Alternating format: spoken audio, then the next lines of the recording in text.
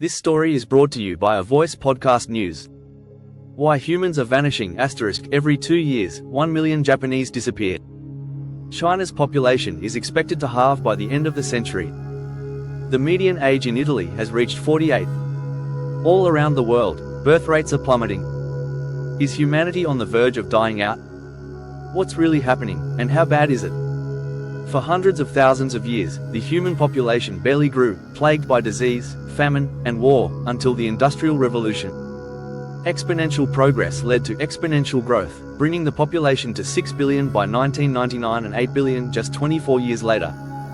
Despite this rapid growth, people have kind of stopped having babies. For population stability, every couple needs to have 2 children on average. If this number is higher, the population grows. If it's lower, it shrinks. If it's significantly lower, the decline is sharp and swift. Take South Korea, one of the biggest exporters of pop culture. In 2022, their fertility rate dropped to 0.8 children per woman, the lowest in the world. This means that 100 South Koreans of childbearing age today will have just 40 kids. Those kids will then have 16 children, and the next generation will have only 6. If nothing changes, in 100 years there will be 94% fewer young people. South Korea will experience a population implosion, if things remain the same. We still don't know if there is a bottom to these declining fertility rates. In the bigger picture, this population won't shrink all that much. It simply returns to what it was. In 1950, South Korea had 20 million people. By 2023, that number rose to 52 million, but by 2100, it will fall back to 24 million. The issue isn't just fewer people, but the composition of the population. In 1950, the median age was 18. By 2023, it's 45, and by 2100, it will be 59, a nation of seniors. South Korea isn't alone. China is experiencing one of the steepest population reversals in history, and it's already unstoppable. Rapid industrialization and rising incomes made smaller families more desirable. This, combined with the infamous one-child policy, has left China with a fertility rate of just 1.16 births per woman. In 4 generations, 100 young Chinese will turn into 20. China's fertility rates are now among the lowest in East Asia, even lower than Japan's. Europe is experiencing a much slower decline due to a steady flow of immigrants. However, many immigrants come from regions with low fertility rates. While immigrant women tend to have more children, their fertility rates often adjust to the native population within a few generations, which hasn't been enough to make a substantial difference. In Eastern Europe, the problem is worsened by emigration to stronger economies like Germany, which now has one of the highest median ages in the world at 46. Latin America's fertility rate fell below replacement in 2015, and in the US, immigration is the only thing keeping the population growing. While some places still have high fertility rates, like the Middle East, North and Sub-Saharan Africa, this too is changing. The UN has already reduced its forecasts for Africa's population, with estimates for Nigeria dropping from 733 million to 546 million by 2100. Africa's fertility rates are shrinking faster than anticipated, and the story of East Asia could repeat itself. So why is this such a big deal? For any functioning society, you need enough people in their prime working years. Young and middle-aged individuals drive economic growth, while seniors consume the majority of healthcare costs. Historically, many younger people supported a few older individuals. But imagine a world where most people are over 60.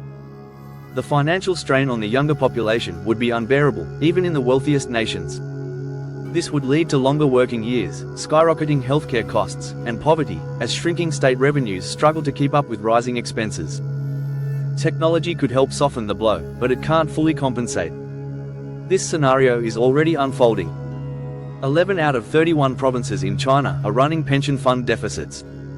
China got old before it got rich, and now it can't catch up.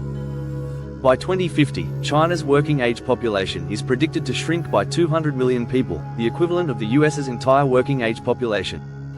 When populations decline, infrastructure collapses. Infrastructure relies on scale, and fewer people mean fewer resources to maintain it. This has already happened in parts of East Germany and Japan, where dying towns are becoming more common.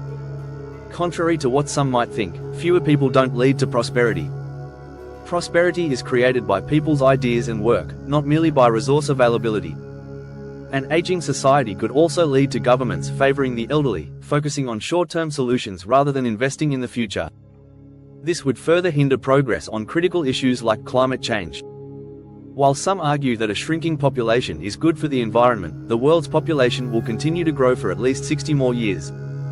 Any environmental benefits from a lower population won't be felt for a long time, and by then, we need to have solved climate change already. Immigration seems like a quick fix, but the fertility rates of immigrants tend to adjust within a few generations. This would require a constant influx of new migrants, which isn't sustainable. Keeping poor countries poor so young people migrate to developed nations is an unethical long-term strategy. By the end of the century, Africa will have the largest young population in the world. Wealthy nations may find themselves competing for African immigrants. However, immigration can create social tensions, which can slow down the process and lead to xenophobia. Despite this, immigration remains economically beneficial, especially for immigrant nations like the US, which is built on the principle of opportunity through hard work. In conclusion, while falling birth rates may reflect positive changes, such as more freedom and wealth for women, the resulting population decline presents unique challenges. Despite wanting more children, many people are having fewer due to career pressures, societal expectations, and the lack of supportive family structures. Improving the situation for parents could help, through affordable childcare, better financial benefits, more housing, and reducing the career obstacles that come with parenthood.